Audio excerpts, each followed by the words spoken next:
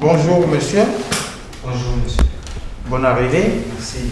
Comment vous appelez s'il vous plaît? Je m'appelle Click Kofi. Ok, vous habitez quel quartier? J'habite à Idogome. Alors, qu'est-ce qui vous amène à l'hôpital? J'ai de fortes fièvres ces derniers temps. Et puis quand je touche, souvent il y a du sang dedans. Donc c'est pourquoi je suis venu. Depuis quand? Il y a 2 semaines de cela. 2 semaines. Oui. Est-ce que vous avez eu un contact avec un malade qui a eu la maladie à virus Ebola? Oui, il y a mon oncle qui est décédé il y a de cela 1 mois. Il a souffert d'Ebola. Donc on était tous partis ensemble aux funérailles. Et puis j'ai même lavé son corps avec les cousins ensemble. Ah bon? Oui. D'accord. Vous étiez combien à laver le corps? Nous étions au nombre de 5. Tu vas rester comme ça assis, d'accord, et tu me regardes. Il ne faut pas toucher la personne qui est à côté de toi, d'accord? Pas du tout. Se rendre dans un centre de traitement pour Ebola est la bonne attitude pour toute personne qui pense avoir au moins 2 des symptômes de la maladie. Il fait 39 de température et je crois qu'il a eu un contact avec un patient décédé d'Ebola. Il a assisté à laver même son corps.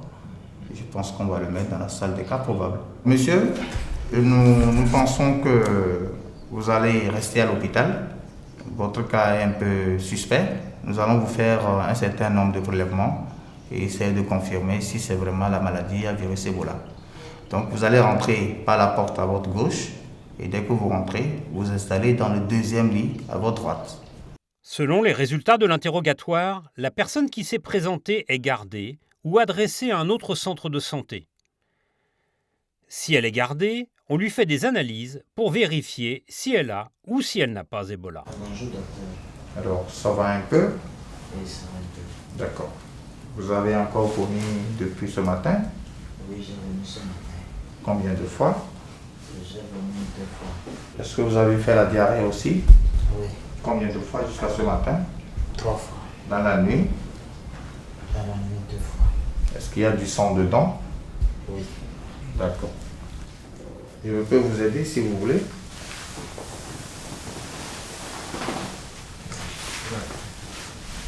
Vous avez envie de vomir?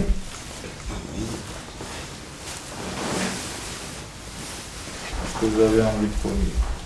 Oui, d'accord. Je vais essayer de te donner un peu d'eau. On va voir ce que tu vas boire. Doucement. Ok. Bon. En se rendant rapidement dans un centre de traitement, on bénéficie de soins et on ne risque plus de transmettre la maladie à sa famille et à la communauté.